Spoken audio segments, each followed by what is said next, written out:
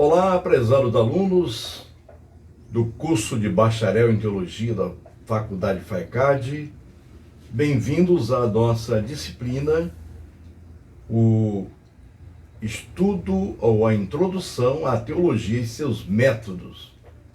Esta, portanto, é uma aula onde apresentarei, esta aula 13, o método teológico de Friedrich Schleiermacher.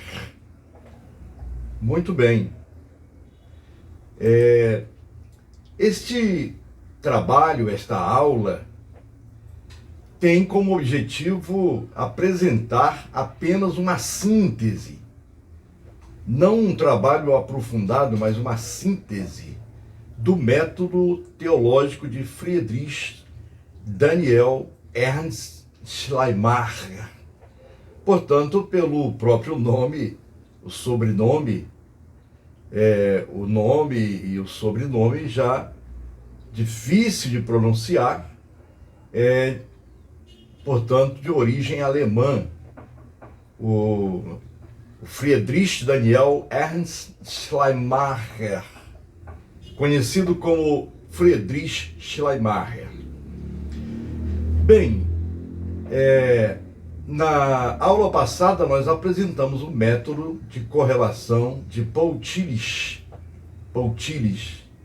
que muito enriquecerá a vida da igreja e daqueles que fazem teologia, daqueles que laboram o texto bíblico.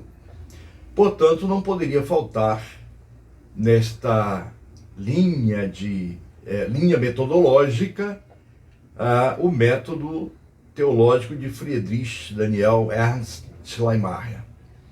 Portanto, querido aluno, prezada aluna, não é um aprofundamento, mas apenas uma breve introdução.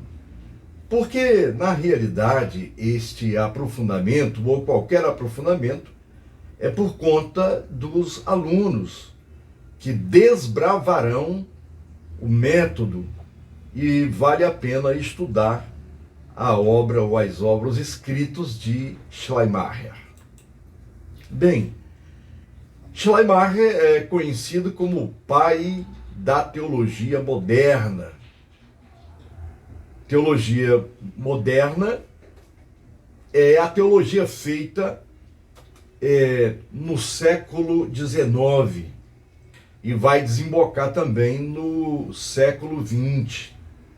Porque até então era a teologia clássica, a teologia medieval era a teologia de Agostinho, era a teologia de Santo Tomás de Aquino, de Santo Anselmo. Então era o lado clássico da teologia, que, por conseguinte, passou a formar-se a chamada escolástica, a dogmática. E a teologia moderna é a teologia do século XX, tão criticada por alguns estudiosos. Abre, portanto, o período formativo de muitos problemas teóricos que até hoje nos mantém em plena perplexidade. Assim, procura-se entender o método de Schleiermacher como um exemplo central e típico da teologia feita no contexto da modernidade. Bem, com a modernidade foram surgindo perguntas, problemas foram aparecendo, perguntas e respostas a teologia clássica não dava, não respondia a teologia clássica, e foi preciso haver uma espécie de uma troca com a filosofia, e aí propunha-se trabalhar teologia e filosofia. Friedrich Schleiermacher foi filósofo e teólogo de linha protestante, luterana, bem como também considerado como o fundador da hermenêutica moderna. Você já deve ter ouvido falar na palavra hermenêutica, é a arte de interpretar o texto. Então ele é considerado como o fundador da hermenêutica moderna, assim como o pai da teologia moderna. Porque nele, no próprio Schleiermacher, já se encontraram os germes, quer dizer, os inícios dos desdobramentos posteriores. Para ele, a hermenêutica não deve ser apenas uma disciplina auxiliar de determinadas ciências, mas deve constituir-se como arte do compreender geral. Sem compreender, não é possível interpretar nem explicar, já afirmava Friedrich Schleiermacher. É muito interessante observar que a teologia proposta e o próprio método de teologia proposto por Schleiermacher era a relação com a piedade. Para Schleiermacher, a teologia como dogmática sempre depende da piedade, isto é, da referência encontrada, segundo ele, positiva ou histórica dos seres humanos para Deus. Bem, o que significa esta referência encontrada? Schleiermacher vai dizer que não é a dogmática que torna o crente cheio de fé, mas é aquilo que já tem dentro dele. Ele chama de referência encontrada, o que os antigos como Cícero, Agostinho, diriam do sensu divinitatis, o senso da divindade implantado no coração, na mente do próprio ser humano. Então é isso que ele fala de referência encontrada, positiva ou histórica, isto é, dentro da ciência ou na própria existência humana, dos seres humanos para Deus. O método de Friedrich Schleiermacher encontrou acolhida, interpretação e crítica. O século XIX foi uma época definida como uma época mesmo da história protestante. Quanto aos críticos contemporâneos de Schleiermacher, deixaram de conceber adequadamente as ideias dele sobre o papel da filosofia na teologia. Muitos críticos aqui poderiam enumerar para vocês, como Hegel, Friedrich Hegel, e outros mais.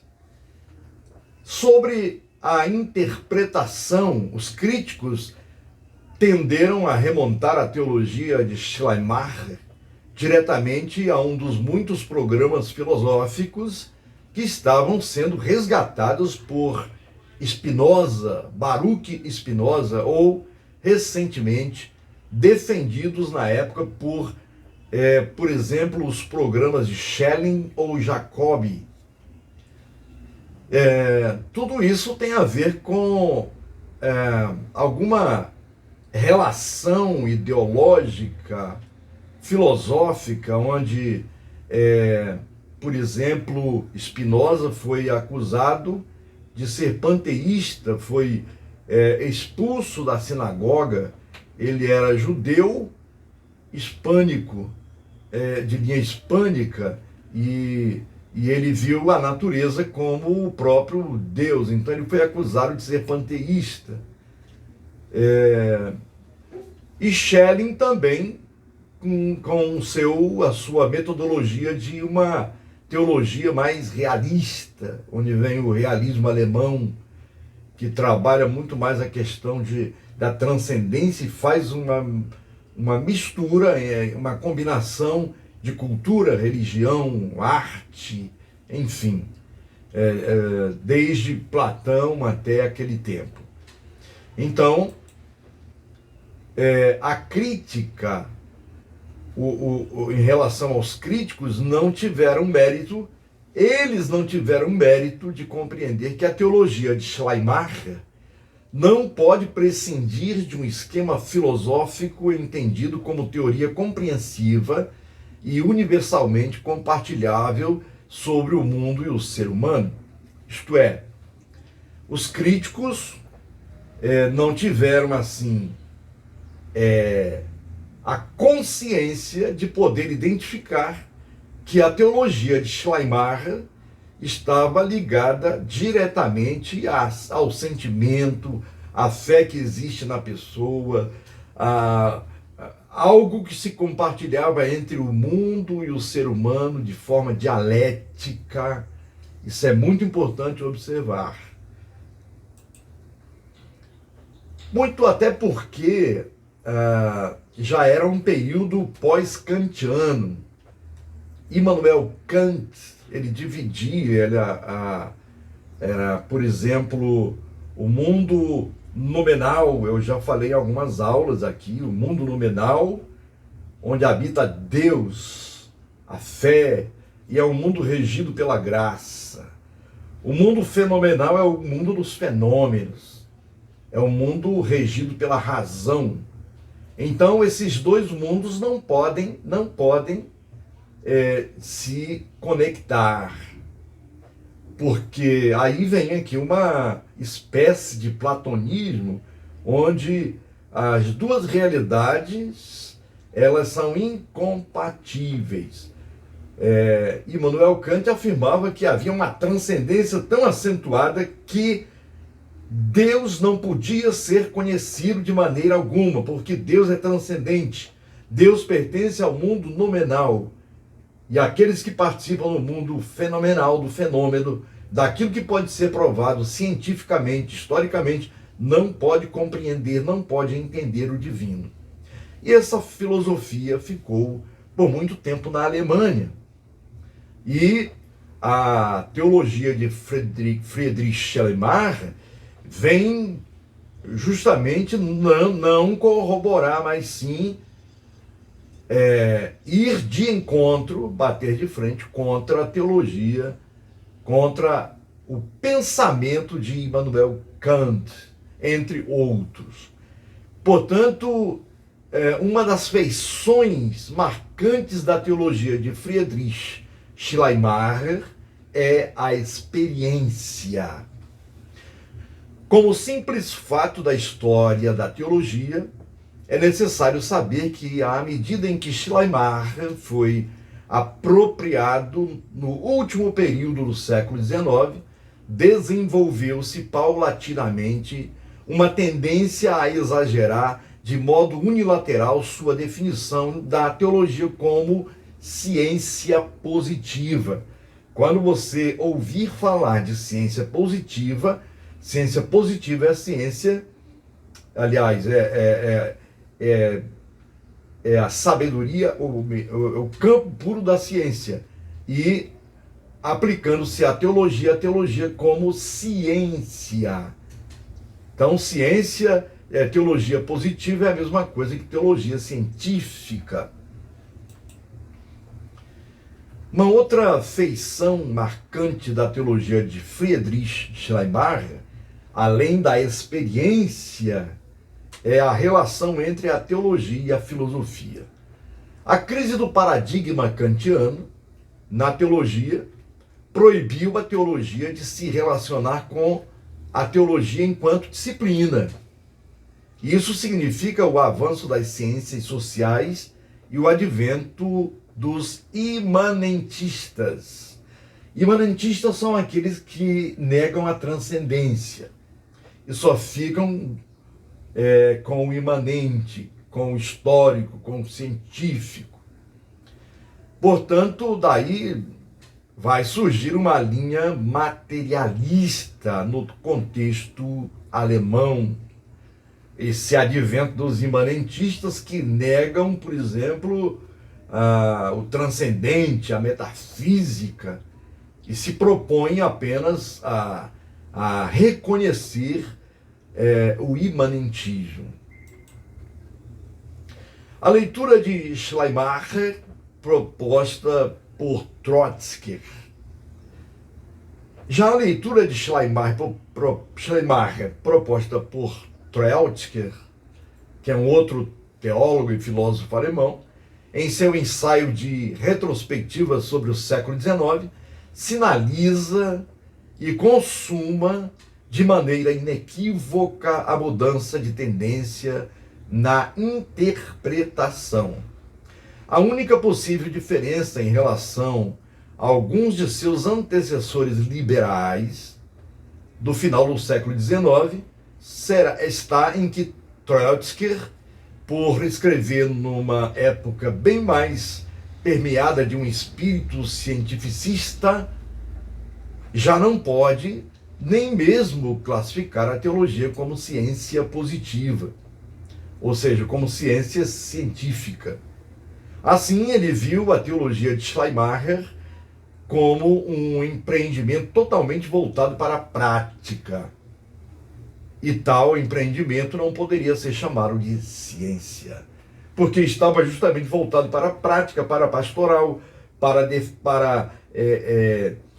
trabalhar a coisa em si espiritual, mas nunca de forma também a haver uma relação entre teologia e ciência. Então, a redução da teologia e as distintas cosmovisões filosóficas. A crítica contemporânea da obra de Schleiermacher consistiu basicamente numa tentativa de reduzir sua teologia a distintas cosmovisões filosóficas. Era uma crítica ferrenha feita naquela época. Segundo Erich Schroffner, com efeito, no segundo e terceiro decênios do século XIX, bem como outros intérpretes e críticos de Schleiermacher, viram sua teologia como não filosófica. Segundo Erich Schroffner, o motivo principal das interpretações redutivas por parte dos intérpretes e críticos de Schleiermacher foi sua devida concentração na Glaubenslehre, que é a doutrina da fé. Eles só queriam, os críticos, saber de ciência e nada da fé, uma vez que isto já era caso ultrapassado, bem como sua quase absoluta negligência do escrito programático de Schleiermacher para a teologia. Eles achavam que Schleiermacher se desviou do programa escrito em relação à teologia e passou a ser um defensor da fé, aliás, ao invés de tornar a teologia científica, positiva. Os críticos, mas muito embora se admita que os críticos incorressem em interpretações redutivas ao determinar as concepções de Schleiermacher a respeito da filosofia e seu papel na teologia, dificilmente se poderia afirmar ao mesmo tempo em que os mesmos estavam de todo enganados ao identificar características filosóficas em sua teologia. Bem, Friedrich Schleiermacher, em sua teologia, rejeitou qualquer identificação com sistemas filosóficos particulares. Que são esses sistemas filosóficos particulares? Aqueles que já conhecemos: o gnosticismo, o espinocismo, que é a doutrina de Baruch Spinoza, que cai no panteísmo, e também do idealismo alemão, que seguia a cosmovisão de Platão. Para esse pensador, a teologia como dogmática sempre depende da piedade, isto é, da referência já encontrada, e eu já disse isso anteriormente, da referência já encontrada positiva ou histórica dos seres humanos para Deus. Muito mais abrangente é o fato de que a experiência religiosa possui prioridade sobre as representações e o pensamento, de sorte que mesmo na teologia o pensamento sempre deve basear-se na piedade e não vice-versa. Isto é, para Schleiermacher, a experiência religiosa, a experiência com Deus, ela transcende, ela está acima, ela possui prioridades sobre os dogmas, sobre as representações e sobre o próprio pensamento. De sorte que mesmo na teologia, o pensamento sempre deve basear-se na piedade, e não o contrário. Bem, se tem muito a falar, a estudar sobre Friedrich Schleiermacher. Como disse, é apenas uma introdução breve para instigar você, aluno, a estudar a pessoa de Schleiermacher e também as suas obras, o seu método. Algumas considerações finais. Apesar de ser muitos críticos em relação aos escritos de Friedrich Schleiermacher, seus escritos deram grande contribuição para os estudos relacionados à filosofia clássica alemã, principalmente no que concerne à dialética, à física e à ética, bem como a relação entre teologia e filosofia. Heinrich Schorsch enfatizou corretamente a definição schleiermacheriana de ciência positiva, porque permite pelo menos duas interpretações complementares. Em primeiro lugar, definir a teologia como ciência positiva pode significar que a mesma deve sua existência em unidade como ciência à exata medida em que contribui para a resolução de uma tarefa prática. Em segundo lugar, definir a teologia como ciência positiva pode significar que a mesma é ciência porque se especializa em descrever metodologicamente, por meio da linguagem conceitual. Isto é, aquilo que existe próprio na concepção, um modo dado de consciência de Deus que a própria teologia inscreve em seu discurso como um pressuposto. Isto ela faz ao encontrar-se na realidade da vida piedosa, da vida que teme a Deus. E por aqui nós ficamos. Falando um pouquinho mais aqui dos métodos, da introdução à teologia e seus métodos, fica aqui nesta pequena introdução para instigar ao prezado aluno, aluna, a estudar o método teológico de Friedrich Schleiermacher. Um grande abraço, que você tenha saúde, tenha paz e que a bênção de Deus esteja sobre a sua vida.